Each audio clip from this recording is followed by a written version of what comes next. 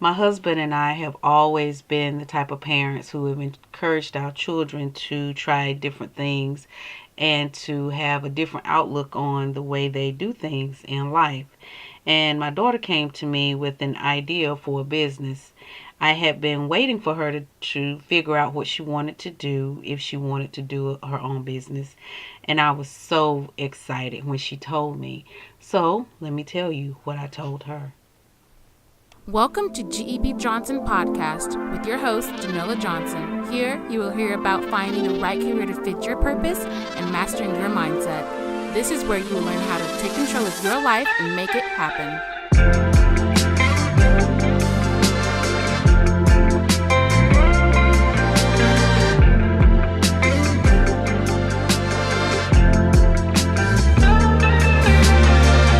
So my daughter wanted to have this business. She had a great idea. I thought it was a great idea, but I just didn't have the time to help her.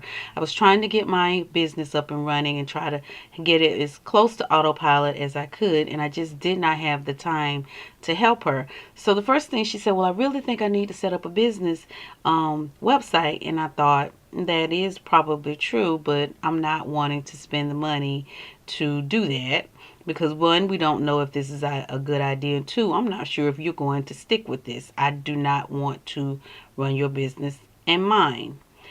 I told her, I said, so why don't you do this? Because there's several options out there now. One to save time and one to save me, my money. I suggested to her that she set up a social media platform. I said, set it up, post what you want to post, show pictures, show videos, make comments, just get the idea out there. And the reason why I told her this is, like I said, because the website could be costly. One, you have to pay for a domain name. Two, you have to pay for domain hosting. And although those costs can now be less than $20, but that could be $20 that is saved if this idea is not going to work. And then there's the cost of the time of you setting the website up. She hasn't ever worked with any website hosting company. I use WordPress, but WordPress is a huge learning curve for someone who's just stepping in there. And then the idea of coming up with a logo. So all of those types of things can waste your time when you could be trying to figure out if this is a viable idea. This was my suggestion to her. I said, why don't you figure out if this is a good idea, if this is a good niche, for one thing. Two, figure out what the pain points are for this audience that you're trying to serve. And three, who is your audience? Figure out who your ideal customer is. Do they even want this information that you're trying to give them? Really, I want her to test this idea first before we get into all of the other heavy things that we have to do in order to run a viable business. I told her, I said, if this is a good idea and you get a good response, let's say within 45 to 60 days, then we'll go for it. We'll go on and get the website. We'll go on and do the logo. We'll register with the state for the registration and make this a legitimate business. So let's look at the advantages of doing it the way I suggested to her.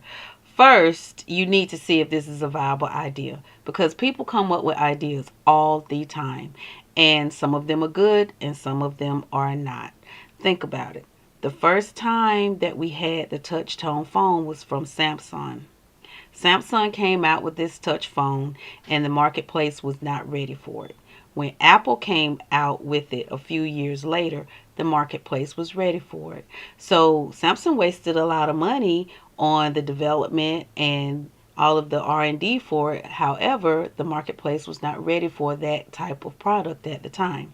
Although time, you sometimes can put a cost on it, which I guess all the time you can, but I wanted to save her and, like I said, me the time of seeing if this is a viable idea. So let's look at the disadvantages to this because there are some disadvantages. So say she had a YouTube video up and it was going well, several on her channel, several videos on her channel. She has great social media following with Instagram, Twitter, and Snapchat and all of those things, but she doesn't have a website for people to refer back to. So she may not seem like she's a legitimate business. And then if you have these personal accounts, you may not be able to see all the statistics of whether your idea is a good idea. You can't see if this particular post was a good post or if someone really liked the video because you don't have that website to link to that particular product. Once you do have your website up and running, you can convert those websites. I'm sorry, convert those so your social media platforms to business, and then you'll be able to see all the statistics that you need to see if this is a viable idea. However, again, if you start off with the website first, you may see that that was not a good idea and you would have wasted some time with setting it up, purchasing it, and all of that stuff. Let's look at the email list. So you can do this as well. Say you decide that you want to see, before you purchase your website and all that information, that you want to see if this is good and see if you can grow your email list. Well, this is an option as well. You can actually grow your email list without a website. It can happen. So there are several ways to do this. One I would suggest is with Gmail. You can just use the Google Forms. You can connect the link up under the video or in your Twitter page, and people can sign up for whatever you are selling to try to see if you can increase your website. I'm sorry, increase your email list. So there are ways to do this again without having your website. You're just doing a test to see if this is a good idea.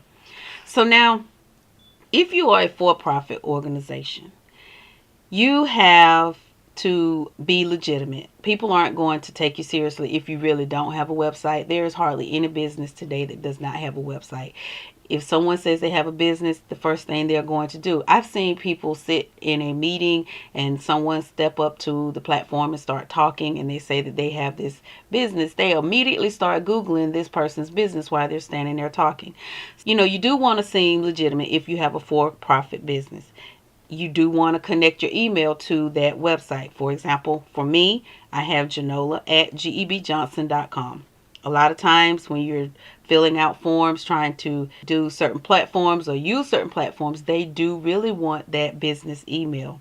And then, for your financials, it's best to have separate, not best, it is really important to have a separation between your personal finances and your business finances, so that there is a delineation between what you spend in the grocery store for food at home, and if you're having an event that you need to spend groceries for an event. So there you need to have those separations. Secondly, if you are running a nonprofit organization, in order for you to be eligible for grants, for private grants or government grants, you will need to have a website. So those websites are very important. You need to have your home page, your about page, and your contact page, especially if you're a for-profit organization. Have your contact page up and where people can contact you. You can also you have to be able to receive donations if you're a for-profit organization. People are not going to donate to you unless you have a web page. They want to see if this is a legitimate business. Again, as with for-profit, you need to make sure that your financials are separate. It's just like running any other business. You have to have your financials separate. And then finally, you do need to have your email in in the business's name. So like I said, Janola at gebjohnson.com. Whatever your business name is, you need to have either info, however you want to do your email is fine, just long as you have something up. Now, I gave you all of this because, again, my daughter had this idea, and I just thought maybe, someone else could use this information. A lot of people, you're still trying to figure out your purpose, your mission in life. You may want to start a business, and then you're thinking, oh my God, it is so overwhelming to start this website, to come up with a logo. You don't have to do all of that in the beginning, because if your idea is not a good idea, you've only lost your time.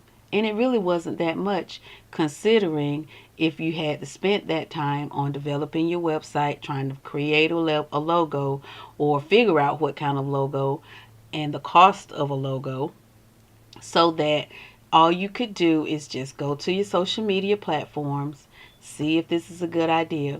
Go to where your marketplace is, figure out their pain points, see if you can answer their questions. If people are responding to you, then go for it. If you hear crickets, then leave it alone and try something else. Again, there are several ways that you can save the money and time before you jump into spending huge amounts of money on an idea that may or may not be a good one. I hope this helped, guys. See you next week.